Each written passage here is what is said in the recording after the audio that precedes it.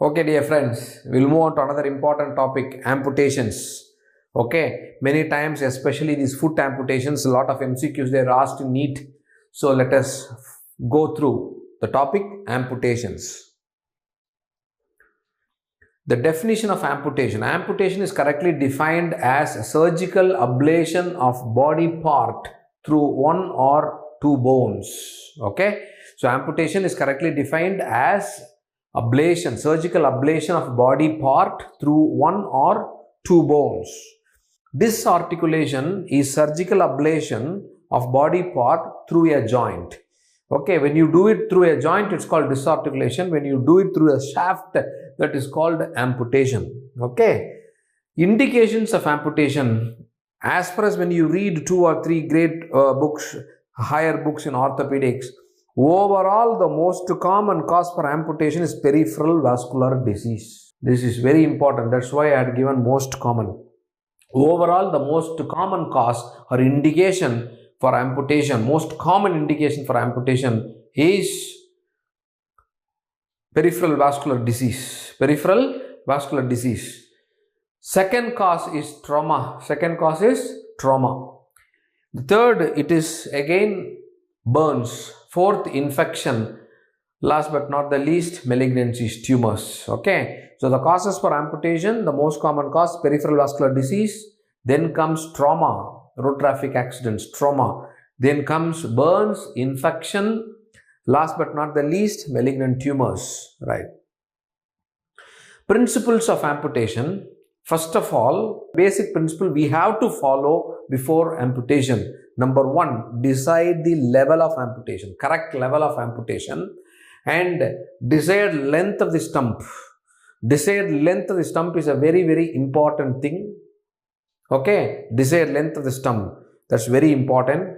Arteries to be ligated and veins should be coagulated separately. Don't ligate arteries and veins together. What will happen? That will end up in what's called arteriovenous fistulas. It will end up in arteriovenous fistula. Okay, so arteries and veins to be ligated separately. This is a dictum, very, very important basic principle of any amputation. Number 3, usage of tourniquet. Except, for example, peripheral vascular disease, that's already an ischemic limb going for gangrene. No need of tourniquet.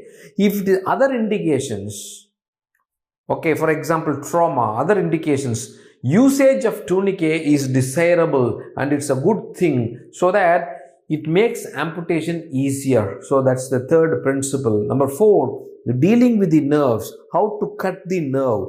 You just retract the nerve, pull the nerve as much as possible. Try to cut the nerve at higher level possible. As high as possible. Cut the nerve as high as possible. This is to prevent what is called neuroma. Okay, very, very important complication of amputation. When post-amputation neuroma is formed, the patient will have a very severe disabling pain sensation. So to avoid neuroma, sprouting of nerves, to avoid neuroma, cut the nerve as high as possible. Okay, yes. Bone ends should be rounded off. It should be smooth. It should not be sharp. It should be rounded off. Then myoplasty. What do you mean by myoplasty? Suturing a muscle with another muscle or a soft tissue is called myoplasty. Suturing a muscle with a bone is called myodesis. Okay, I repeat once again, dear friends. Suturing a muscle with another muscle or with another soft tissue, that is called myoplasty. When you suture the muscle with periosteum or the bone, it is called myodesis. Myoplasty, transected muscle is sutured to the soft tissue such as opposing muscle group or fascia. Myoplasty is preferable in young individuals and is preferable in ischemic limbs. In very young individuals and ischemic limbs, myodesis is contraindicated. This is an MCQ. When will you do myoplasty? When will you do myodesis? In amputation. In young patients and in ischemic limb, myodesis is contraindicated. You have to go for myoplasty. Muscles usually divided at least muscle is divided or cut usually 5 centimeter distal to the intended bone resection. Okay, so 5 centimeters distally. One muscle pad should be there. So that acts like a padding the muscle. Okay, so it is divided at least 5 centimeter distal to the intended bone resection. This is very important. Then myodesis. Transected muscle groups are sutured to the bone under physiological tension. So when you suture a muscle with the bone, that's called myodesis. What is the purpose? In which way myodesis helps or is superior? Provides stronger insertion, number 1. Number 2, maximizes the strength. Number 3, minimizes the muscle atrophy. When you do myodesis, muscle atrophy is minimized, muscle strength is increased, and provides stronger insertion. An ideal stump is required for optimal outcome. This is a very famous MCQ area. Kindly take down, revise as many times as possible because these are numbers. Above knee amputation, the ideal stump length should be 23 centimeters or 9 inches from the hip joint. Okay, I repeat once again. Ideal length of a stump in above knee amputation is 23 centimeters or 9 inches from the hip joint. That should be the length. An ideal length of below knee amputation, the ideal length of the stump in below knee amputation is 14 centimeters or 5.5 inches from the knee joint. Ideal length of below elbow stump is 18 centimeters or 7 inches from the elbow joint. Ideal stump length of above elbow amputation is 20 centimeters or 8 inches from the shoulder joint. I repeat once again, this is the most important MCQ area in the topic amputation. Length of an ideal stump. Above knee 23 centimeters or 9 inches from the hip joint. Below knee 14 centimeters or 5.5 inches from the knee joint. Below elbow 18 centimeters or 7 inches from the elbow joint. Above elbow 20 centimeters or 8 inches from the shoulder joint. Okay, guaranteed we can expect on MCQ in these 4 points. Kindly, since these are numericals, you have to rehearse, you have to revise twice or thrice in our mind. Then only we can remember this and tell it to your friends, teach it to your friends. That's the best way of remembering names and numbers. Okay, yes. Pre-op assessment, what are the things you see in an amputation case? Assess the nutritional status of the individual. Nutrition should be good, otherwise it won't heal. Number 2, assess the limb perfusion. Before doing amputation, you have planned a level. You should be very sure that above that level, the limb perfusion should be good. Okay, so with the help of Doppler, many modalities are available. Assess the limb perfusion. Number 3, serum albumin should be at least 3.5. Asked MCQ. Already asked MCQ in NEET. 3.5 grams per deciliter. Number 4, total lymphocyte count should be at least more than 1500 per ml. Then hemoglobin should be more than 10 grams. Ideally asked question. Minimum hemoglobin, desired level of hemoglobin before amputation 10 grams. Strict diabetic control. Otherwise it won't heal. Assess the proximal joint function.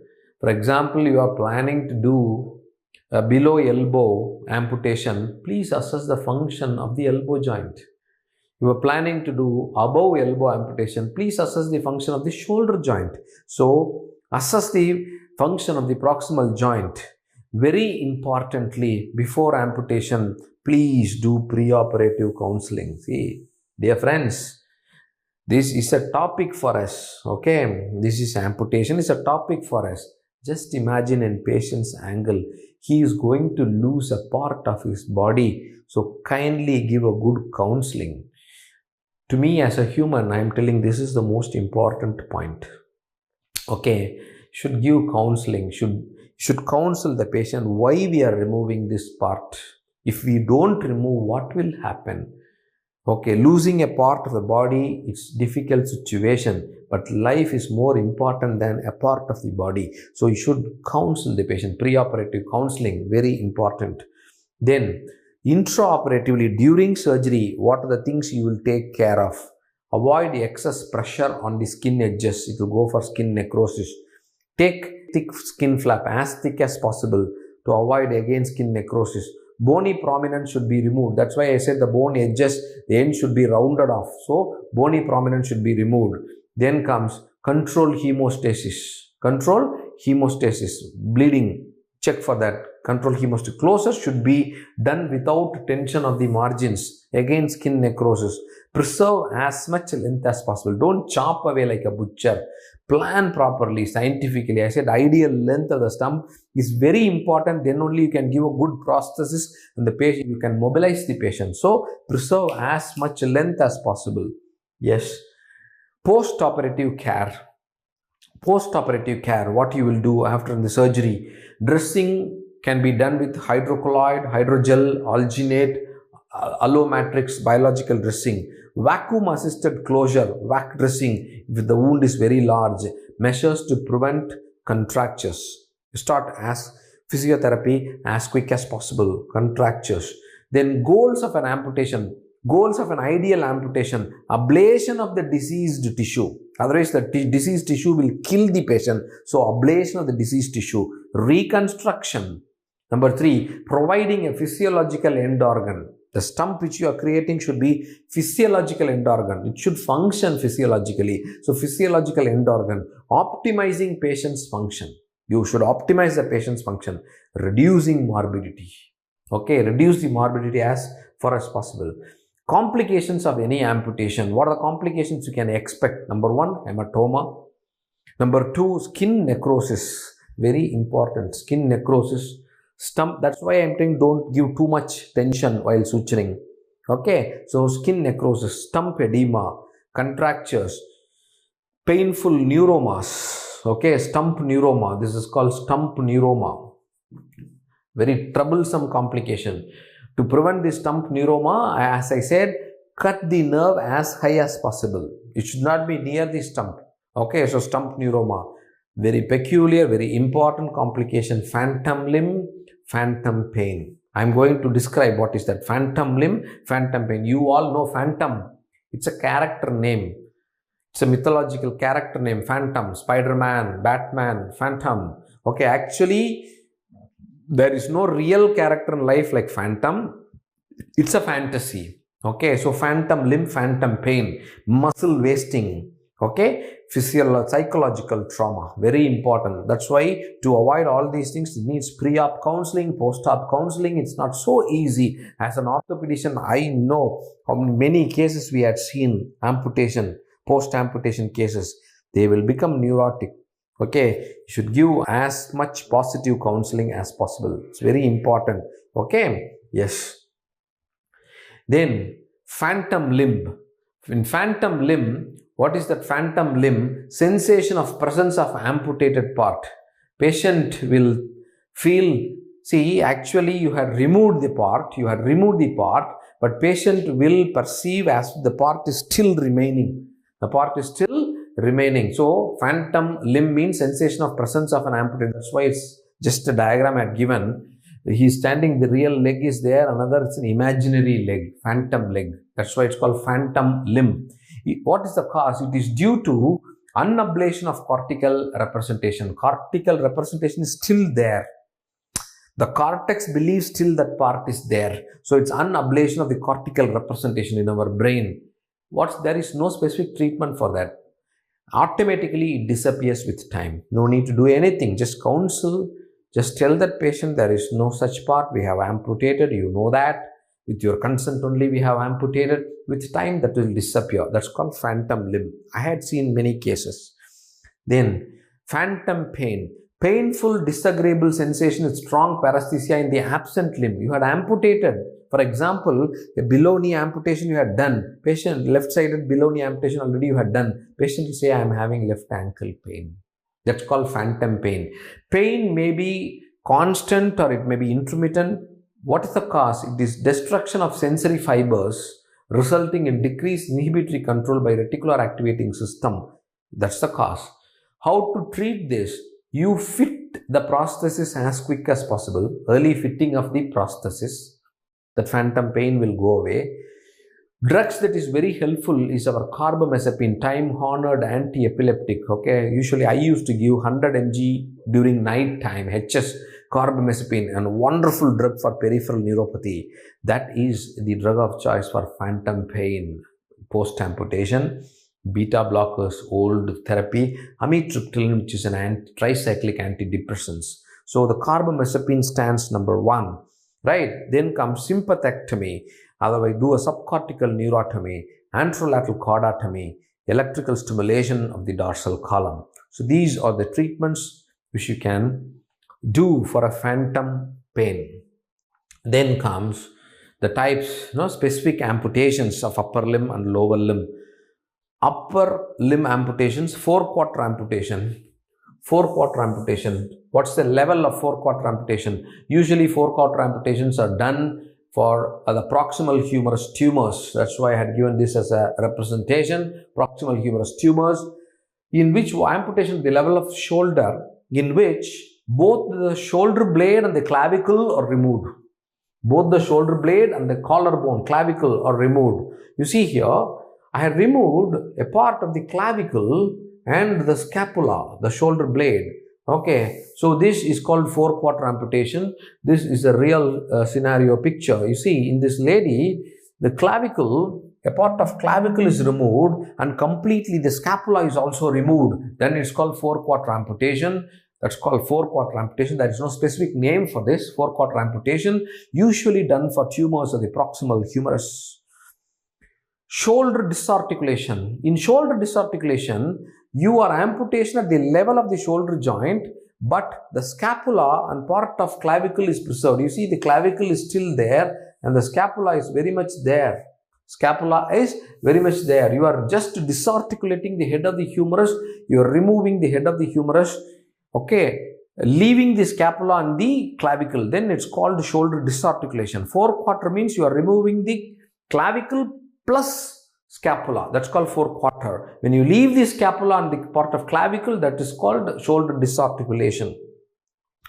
Transhumeral amputation. Transhumeral means above elbow amputation. Transhumeral partly at the level of the humerus. That's called transhumeral amputation, above elbow amputation. Amputation occurring at the upper arm from the elbow to the shoulder. Okay, I told you already, the ideal length of the stump should be 20 centimeters or 8 inches from shoulder. So that is the ideal length of the stump in above elbow amputation. 20 centimeters or 8 inches from the shoulder. That is above elbow amputation. Transradial amputation, this is otherwise called below elbow amputation. Amputation occurring forearm from the elbow to the wrist. The ideal length of the stump of below elbow amputation is 18 centimeters or 7 inches from the elbow. Very important, dear friends. That's why I'm repeating again and again. Numericals. Okay. Yes. Then comes wrist disarticulation. Limb is amputated at the level of the wrist. Hand and partial hand amputations. You can amputate at the level of wrist. Disarticulate the level of the wrist. Transcarpal amputation. And you can amputate at the level of finger, thumb or portion of the hand below the wrist. Okay. So these are the upper limb amputations.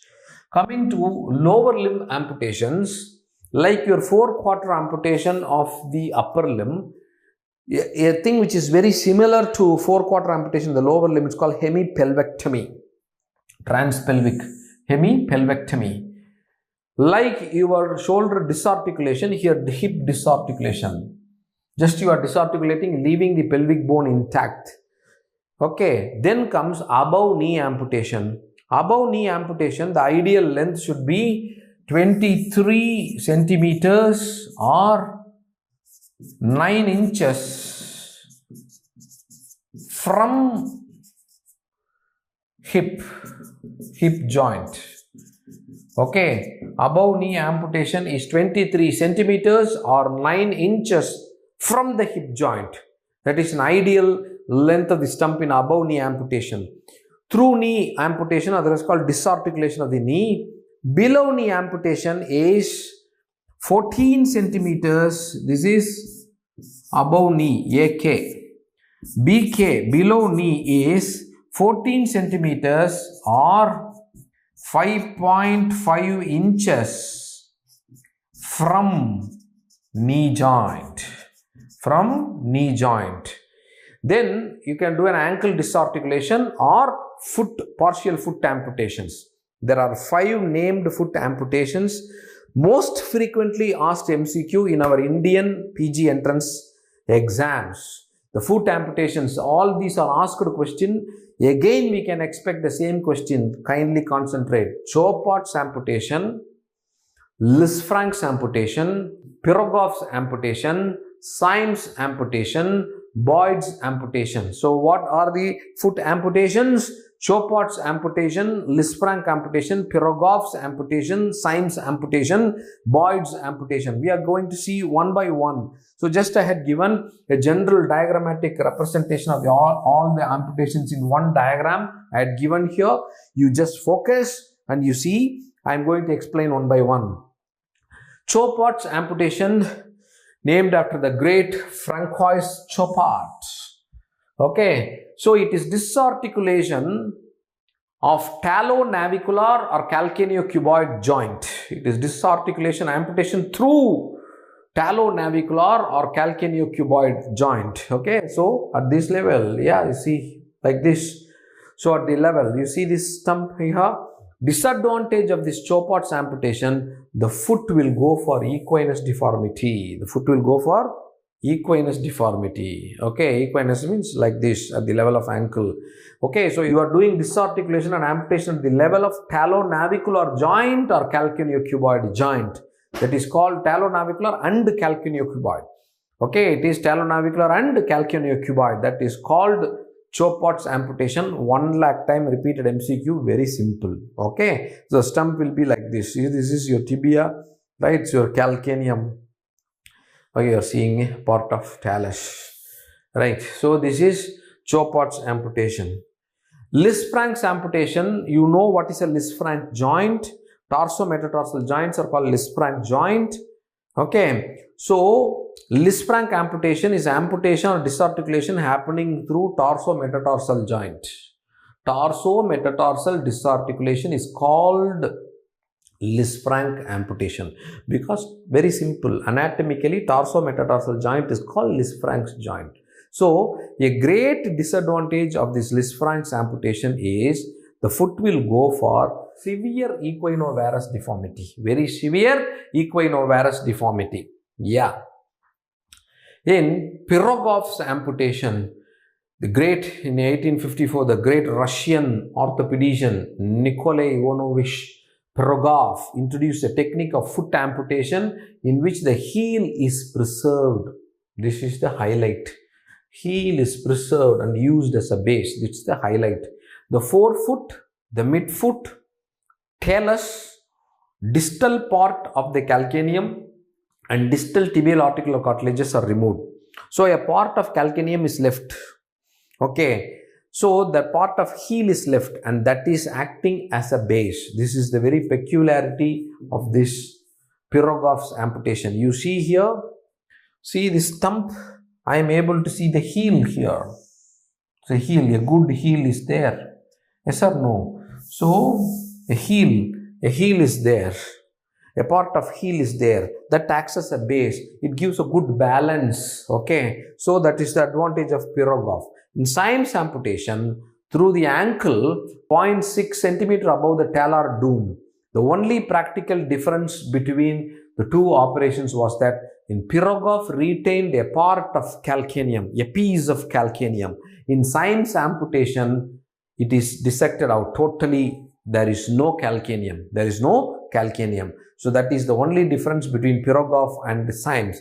Symes, total calcaneum is removed. In Pirogov, a part of calcaneum is left as a base, stump base. That's the difference.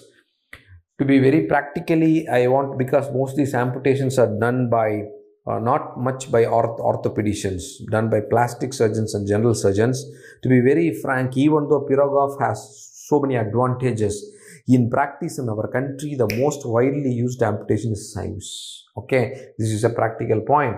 You see here, I am not able to see any, see totally it is cut off. In this, I am able to see a part, you see here, part of calcaneum is there. Here, no calcaneum. Okay, when a part, so why I am stressing all these, dear friends, in an image-based MCQ, you are seeing part of calcaneum in the X-ray. That amputation they are asking is Pirogov. Total calcaneum is absent. The amputation they are asking is Symes. That's the practical difference. Okay, so then come, that's why this is the difference. You just see for comparison. See, a heel is there, heel pad is there, no heel pad. Part of calcaneum is there, no calcaneum. Compare and see. So this is Pirogov, this is Symes. Okay, register in your mind. Maximum number of times asked MCQ. Boyd's amputation. Boyd's amputation is done by creating an orthodesis between the distal tibia and the tuber of the calcaneus after talectomy. It involves talectomy, excision of the anterior part of the calcaneus distal to the peroneal tubercle towards the shift of the calcaneus and calcaneotibial orthodesis using Steinman pin. Advantages of Boyd is it provides a broad weight-bearing surface of the heel. It eliminates the problem of posterior migration of the heel that occurs very commonly after Symes amputation. It provides more length and better weight-bearing. So Boyd's amputation. So in the distal most portion, 3 amputations are there: Pirogov, Symes and Boyd. Even though the Symes has this much disadvantages, it's the most, practically that's the most common amputation done at that level. Okay, to some extent we had seen the topic amputations. Thank you so much, dear friends.